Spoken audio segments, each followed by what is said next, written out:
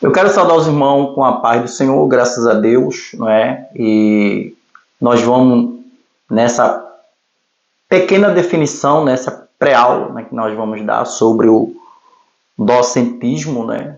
Que nos primeiros séculos da Igreja, no final e no final do primeiro século e no início do segundo século, a Igreja ela sofreu grandes ataques acerca do docentismo, né?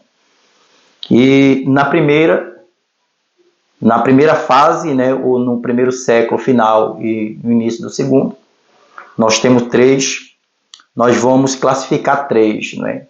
Ou até mesmo antes do primeiro século, até no período dos apóstolos, os apóstolos sofreram muito esse tipo de ataque de docentismo. Mas fica aí até o final, você vai ver, nós vamos ver a definição logo mais acerca do que é docentismo. Foram três pessoas que fortaleceram muito esse tipo de pensamento, esse tipo de pensamento humano, né? Foram pessoas filósofas, pessoas estudiosas, que tentavam, de qualquer forma, deturpar o Evangelho de Cristo, dizendo que Cristo ele não veio na sua forma corpórea, né? Jesus ele não teve um corpo, mas em um espírito, né? Então, nós temos primeiro que defender essa tese, que Jesus ele não veio em carne. Primeiro foi Marcião, né? Segundo, Saturnino, outro filósofo também, e também Serino foi uma pessoa também que fortaleceu falando que Jesus ele não veio pelo nascimento virginal de Cristo, né? E trazendo a definição do que é docentismo, o termo docentismo ele vem do grego, que quer dizer dóquio, que significa ter aparência, quer dizer, o que em outras palavras, Jesus ele só teve uma aparência de um corpo, né? Ele não teve um corpo, ou não nasceu da maneira virginal, mas teve um corpo, uma aparência de um corpo, né?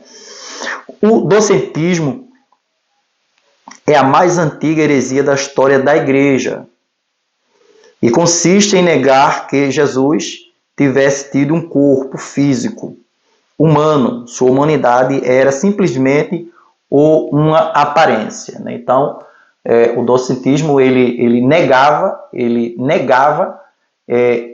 explicitamente a forma corpórea de Cristo, ou melhor dizendo, como o docetismo no final do primeiro e início do segundo século, a igreja sofreu esse tipo de ataque acerca desse tipo de pessoas que defendia que Jesus ele não nasceu através do seu nascimento virginal, e também ele defendia também que Jesus ele não tinha um corpo, era só uma aparência de um corpo, negando assim o nascimento virginal de Cristo.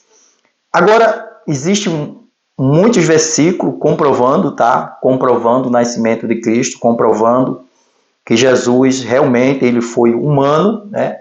Jesus foi humano, ele teve por finalidade se entregar a si mesmo como remissão dos pecados, e comprovando aqui biblicamente, né? Biblicamente em João capítulo 1, versículo 14, que diz assim: e o verbo se fez carne e habitou entre nós, cheio de graça e de verdade. Então João aqui, não é? João, ele já enfatiza aqui, né? Ele já traz aqui uma conotação que Jesus, né? O verbo se fez carne, que quer dizer a palavra, verbo que quer dizer uma ação, palavra. O próprio Deus, ele humanizou-se, trazendo para nós uma grande redenção.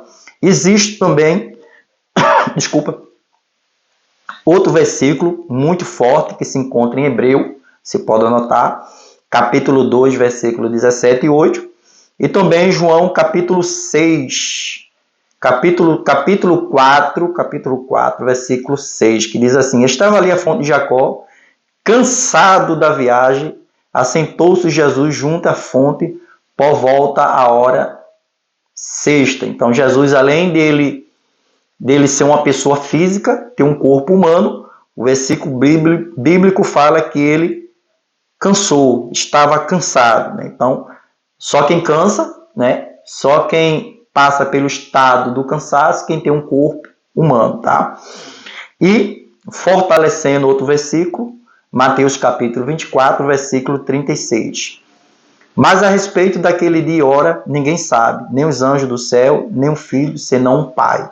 Outro versículo que fortalece é João capítulo 11, versículo 33 até o versículo 33, que diz assim: Jesus vendo-a chorar, e bem assim os judeus que o acompanhavam, agitou-se no espírito e comoveu-se e perguntou: onde o sepultaste? Eles lhe responderam: Senhor, vem e vê.